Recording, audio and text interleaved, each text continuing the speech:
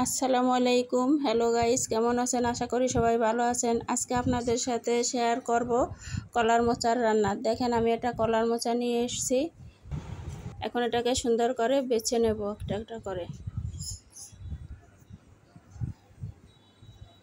এই যে দেখেন, ভিতরে শক্ত একটা, এটা আঁশ ফালাই দিতে হবে। এটা অনেক শক্ত, কাটা যায় না। এখন আমার বাছা শেষ, এটাকে কুচি কুচি করে কেটে নেব। কাটা হয়ে গেছে, পানিতে ভিজিয়ে রাখছি। দেখেন কষ বের হয়েছে। এখন ধুয়ে একটা চুলায় পাতিল বসাই দিছি।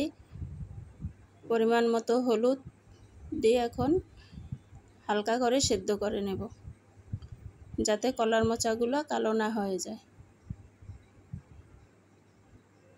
এখন আমি কলার মোচাগুলো ঢেলে দিলাম।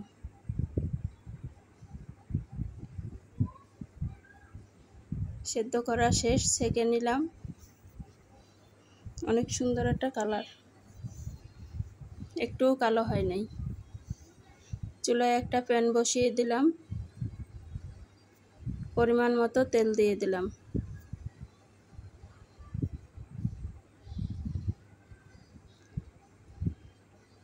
এখন কুটে রাখা চিংড়ি মাছ দিয়ে দিলাম,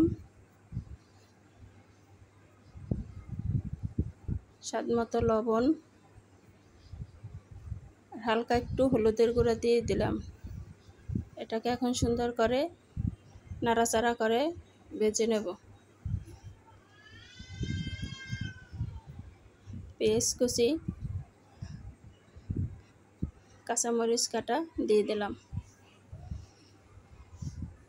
এখন এটাকে লাল লাল করে ভেজে নেব। ভাজা শেষ, হালকা করে অল্প একটু পানি দিয়ে কষিয়ে নেব। এখন কষানো শেষ, কলার মোচাগুলো ঢেলে দিলাম। এখন নাড়াচাড়া করে মিশিয়ে নেব। সুন্দর করে ভাজা ভাজা করে নেব। ভাজা ভাজা হয়ে গেছে।